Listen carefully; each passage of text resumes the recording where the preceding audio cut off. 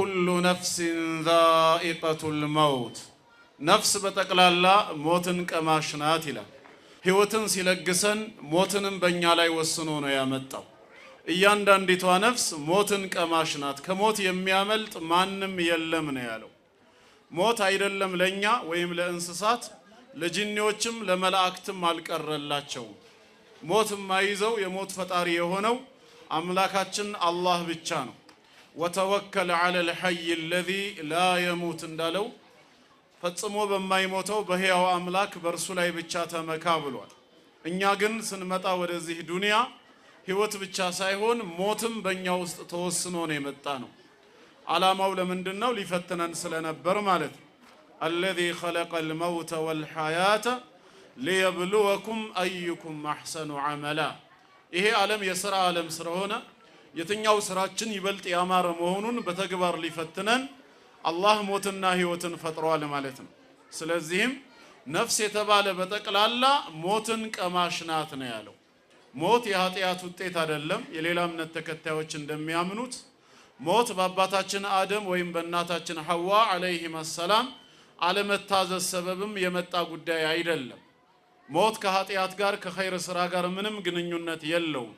መጀመሪያውኑ ሰው በዚህ ምድር ላይ ሰው ሆኖ ሲፈጠር ዘላለም እንዲኖር አልተፈጠረም። አላህ አስቀድሞ ከሞት ጋራ ነው ህይወትን የሰጠን። ነሕኑ ቀደርና በይነኩሙል መውት እንዳለው መጀመሪያውንም ሞትን የወሰነው እሱ ራሱ ጌታ አላህ ነው። አደም በጀነት ውስጥ ሳያምፅ ከትዳር አጋሩ ጋር የተከለከለውን የዛፍ ፍሬ ሳይበላ በፊት ራሱ ሞት የሚባል ቀድያ እንዳለ ኢብሊስ ራሱ ያውቅ ነበር። ለዚህ ነው ከጀነት ለአደም አለይሂ ሰላም የአክብሮትን ስግደት አልሰግድም ብሎ እንዲወጣ የተባረረ ጊዜ ጌታውን አንድ ነገር ተማጽኗል። ረቢ ፈአንዚርኒ ኢላ የውም ዩብዓቱን። ቀድየቱል ባዕስ የመቀስቀስ ጉዳይ ሞትን ተከትሎ የሚመጣ ነገር ነው። ሰዎቹ እስከሚቀሰቀሱበት ቀን ድረስ ጌታዬ ሆይ አቆየኝ ብሎ መማጸኑ ባዕስ መኖሩን ያሳያል ማለት ነው። ባዕስ ካለ ደግሞ የግድ ሞት ሊኖር ግድ ነው። ሰው ካልሞታ አይቀሰቀስም። ስለዚህ ሞት የሚባለው ቀድያ ገና አደም ጀነት ከመግባቱ ከማመፁ በፊት የተላለፈ መለኮታዊ ፍርድ ነው። እኛም እንሞታለን። ታዲያ ከዛስ ምን ይከሰታል? አየቱ ይቀጥልና ወኢነማ ትወፈውነ ኡጁረኩም የውመል ቂያማ፣ እያንዳንዳችሁ የሥራችሁ ዋጋ ተሞልቶ የሚሰጣችሁ ነገ የውሙል ቂያማ በዕለተ ትንሣኤ ነው። ታዲያ የዛኔ ፈመን ዙሕዚሀ ዐኒ ናሪ ወኡድኺለል ጀና፣ ከጀሃነም እሳት እንዲርቅ የተደረገ ሰውና በአላህ ረሕመት ጀነት እንዲገባ የተደረገ ሰው ፈቀድ ፋዝ፣ በእርግጥም ስኬታማ ሆነ እድለኛ ሆነ ይላል። ትልቁ ፈውዝ ማለት የአላህ ቁጣና ቅጣቱ መገለጫ ከሆነው ከጀሃነም እሳት ርቆ በአላህ ረሕመት ጀነት መግባት ነው። አላህ የጀነት ሰው ያርገን። አላህ በረሕመቱ ይዘንልን። ከዚህ ውጭ ሌላኛን የሚያስጨንቀን ነገር የለም። ሙዓዝ ብኑ ጀበል ረዲየላሁ ዐንሁ ረሱል ሰለላሁ ዐለይሂ ወሰለም ዘንድ መጥቶ የጠየቃቸው ይህን ጥያቄ ነው። የሱ ጥያቄም የኛ ጥያቄ ነው። ለሱ የተሰጠው መልስም ለኛም መልስ ነው። እሳቸው ዘንድ መጥቶ አኽቢርኒ ቢዐመሊን ዩድኺሉኒ አልጀነተ ወዩባዒዱኒ ዐኒ ናር ነው ያላቸው። ስለ ዱንያ አልጠየቃቸውም። ከሰዎች ሀብታም መሆንበት ብሎ ስለ ሀብት መጠየቅ ነውር አይደለም። ስለ ጤና ከበሽታ የሚርቅበትን አልጠየቃቸውም። መጠየቅ ግን ይቻላል። እንደዚሁም እድሜው ረጅም እንዲሆን ስለ ረጅም እድሜ በምን መልኩ ነው የሚገኘው አልጠየቀም። ስለ እነዚህ ሁሉ መጠየቅ እየተቻለ ሙዓዝን ያሳሰበው የመዳን ጉዳይ ነውና ጀነት እንድገባና ከጀሃነም እሳት እንድርቅ ሰበብ የሚሆነኝን ስራ እሰራው ዘንዳ ይንገሩኝ በማለት ነበር መልእክተኛውን የጠየቃቸው። እሳቸውም ጀነት የሚያስገባህ ስራ ይሄ ነው ብለው ወዲያውኑ መልስ አልሰጡትም። መጀመሪያ ምንድነው ያደረጉት? ያነሳው ጥያቄ ተገቢ መሆኑን ገለጹለት። በእኛ ቋንቋ ላይክ አደረጉለት ማለት ነው። አግባብነት ያለው ጥያቄ ነው። ቀጥለው ደግሞ ኮመንት ነው የጨመሩለት። ሶስተኛው ላይ ነው መልስ የሰጡት። ላይኩ ምን ነበር? ለቀድ ሰአልተ አን ዐዚም ነው ያሉት። አንተ አሁን ያነሳው ጥያቄ መነሳት የሚገባው ስለ ትልቅ ጉዳይ ነው ያጠየቀው፣ ትክክል ነው አሉት።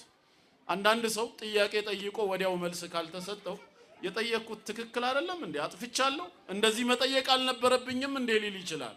ያነሳው መነሳት የሚገባው ትክክለኛ ጥያቄ ነው ብለው ጥያቄውን ላይክ አረጉለት። ቀጠሉና አሁንም መልሱን ሳይሰጡት ምን አሉ? ኮመንቱ ላይ ወኢነሁ ለየሲሩን ዐላ መን የሰረሁ ላሁ ተዓላ ዐለይህ፣ አላህ ላገራለት ሰው ደግሞ ጀነት መግባት በጣም ቀላል ነው አሉት። ጀነት የምገባበትን ስራ ይንገሩኝ ብለህ ስትጠይቅ የአባት ጓሮ መሰለ እንዴ ዝም ብለህ ሰተት ብለህ የምትገባው? እንዳንተ አይነቱ ሰው ጀነት እንዲህ በቀላል የሚገባ መሰለህ እንዴ ብለው አላደናበሩትም። እሱ ከልቡ ስለነበር የጠየቀው ወኢነሁ ለየሲር በጣም ቀላል ነው አሉት። ፕሮቮክ አረጉት ማለት ነው። ውስጡ ይቀሰቀሳል። እንግዲህ አውስ ቀላል ከሆነ ስራውን ይንገሩኝ ዝግጁ ነኝ ማለት ይጀምራል። ነገር ግን እንደዛ ተብሎ ለየሲር ብሎ ቢያቆሙ ኖሮ ሰው በራሱ ስራ እንዳይመካ ለካ በራሴ ስራ እድናለሁ ብሎ ራሱ ላይ ተስፋ እንዳያደርግ ዐላ መን የሰረሁ ላሁ ዐለይህ አላህ ካገራልህ ከወፈቀህ ነው ብለው ደግሞ ያለሱ ገዛ ያለሱ ተይሲር እኛ በራሳችን ጥረት ምንም የምናረገው ነገር እንደሌለ ነገሩት ማለት ነው። እዚህ ጋር ልፋቱን እየለፋ አላህ ረህመት ላይ ደግሞ ተወኩል እንዲያደርግ ማለት ነው።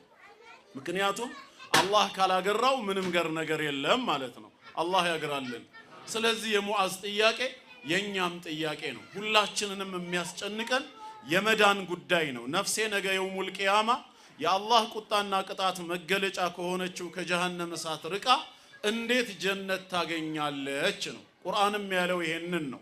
በአላህ ረህመት ከእሳት ርቆ ጀነት የተገባ ሰው በእርግጥም ዳነ ካለ በኋላ አላህ የምድራዊ ዓለምን ጉዳይ ደግሞ ሲነግረን ወመል ሐያቱ ዱንያ እቺ የዱንያ ህይወት ግን አይደለችም ማለት ኢላ መታዑል ጉሩር ጊዜያዊ መጠቃቀሚያ ማታለያና ሽምገላ የሞላባት እንጂ ሌላ አይደለችም ብሎ ተርኪዝ ልናደርግ የሚገባው የአኺራ ህይወት ላይ ነው የነገረን። ዛሬ የምንኖረውን የዱንያ ህይወት በሶስት ባህሪያቶች ደካማነቱን አላህ ገልጾልናል።